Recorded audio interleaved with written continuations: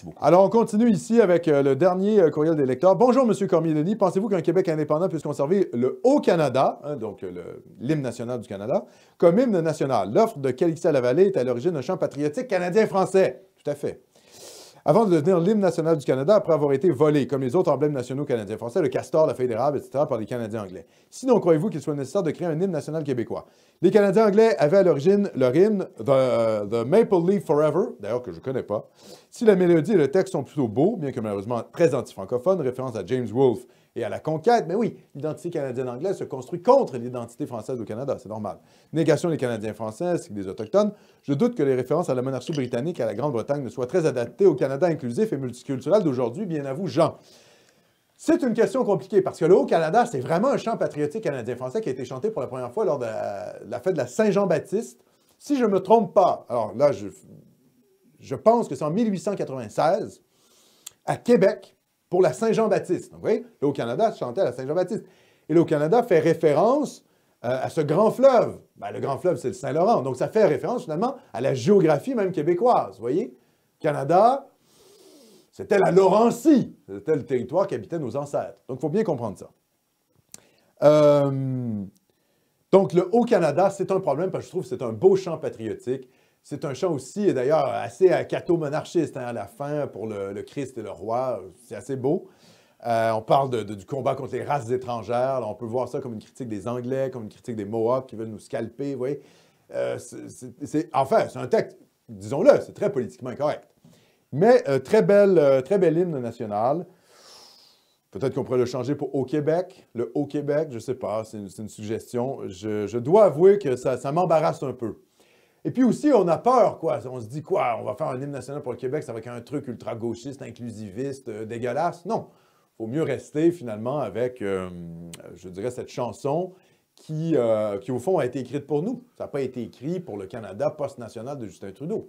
Ça a été écrit pour les Canadiens français et ça a été chanté à la Saint-Jean-Baptiste. C'est à nous, ce chant. Donc, il faut se le réapproprier. D'ailleurs, comme le dit M. Jean, hein, le castor, la feuille d'érable, tout ça, c'est nos symboles. Alors, si vous parlez à des vrais nationalistes canadiens-anglais, ça m'est déjà arrivé de parler à des vrais nationalistes canadiens-anglais, ils n'aiment pas le drapeau canadien. Puisqu'il y a une feuille d'érable, ils disent « la feuille d'érable, c'est ridicule, il vaut mieux le Red Ensign ». Vous savez, le Red Ensign, c'était le drapeau du Canada avant le changement de drapeau en 1948, je pense. Bon, le Red Ensign, il y a l'Union Jack sur ce drapeau. Et pour eux, la feuille d'érable, c'est pas un beau symbole. Ben pourquoi? Parce que la feuille d'érable, c'est un symbole canadien-français. Ça vient du Québec. Ça vient du Québec. Ils ont raison là-dessus. Les gens qui militaient pour un drapeau canadien, avec une feuille d'érable, c'était les Canadiens français. Et les Canadiens anglais voulaient plutôt défendre l'Union Jack et le Red Ensign. Donc, je pense que le vrai drapeau du Canada anglais, c'est au fond le Red Ensign. Hein? Si jamais le Québec devient indépendant, il faudrait peut-être que les Canadiens anglais reprennent leur vrai drapeau. Mais encore une fois, vous voyez, les Canadiens anglais nous volent tout. Là, ils sont rendus à voler la poutine. Là, la poutine, c'est rendu un mets canadien. Bon, voilà, quoi. Donc, est-ce qu'on va dire, ah non, on veut rien savoir de la poutine parce que maintenant, c'est un mets canadien? Non, on ne va pas leur laisser. Bon, moi, je ne suis pas un fan de poutine. Là, je trouve que de se réclamer de la poutine comme mets national, d'ailleurs, c'est un problème. D'ailleurs, je me rappelle que le Devoir, je fais une digression totale sur la poutine, désolé, c'est comme ça. C'est des directs, hein? En direct, on part dans des digressions, c'est pas prévu. Le Devoir avait fait une enquête sur quel est le mets national des Québécois. Vous savez ce qu'il avait conclu?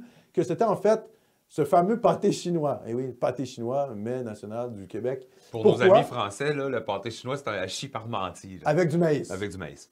C'est du hachis parmentier avec du maïs. Ouais. Alors, pourquoi? Parce qu'on ne fait pas de la poutine chez soi. Votre mère ne faisait pas de la poutine maison. Par contre, le pâté chinois, oui. Donc, c'était un mets qui était familial. Et oui, le pâté chinois, c'est du maïs et puis, voilà, hachis parmentier. Bref, tout ça pour vous dire que quand le Canada anglais nous vole nos symboles, il ne faut pas s'en débarrasser. C'est nos symboles. C'est pas parce qu'ils nous les volent qu'on doit leur laisser. Le Haut-Canada est un chant patriotique canadien-français. La feuille d'érable, c'est notre symbole. Le castor, c'est notre symbole. Et puis, voilà, hein, même le terme de Canadien, c'est un terme qui remonte finalement au 17e siècle. Oui, au 17e siècle. Et qui veut dire quoi? Ben, qui parle des habitants de la colonie. Ce qui différenciait les Canadiens des Français, c'était au fond que les Canadiens, c'était des sujets du roi de France, mais qui étaient nés ici. Tandis que les Français, c'était des gens qui étaient nés en France et qui venaient ici dans la colonie, soit pour s'y établir, soit comme militaire. Et parfois, les militaires, d'ailleurs, restaient parmi nous. Donc, le terme de Canadien, même le terme de Canadien, c'est le nôtre. C'est pour nous décrire, nous, hein, notre première nationalité en Amérique, ça a été d'être Canadien. Il ne faut jamais oublier ça. Et c'est la conquête et c'est ensuite le développement du nationalisme canadien anglais qui fait en sorte qu'on devient des Canadiens français.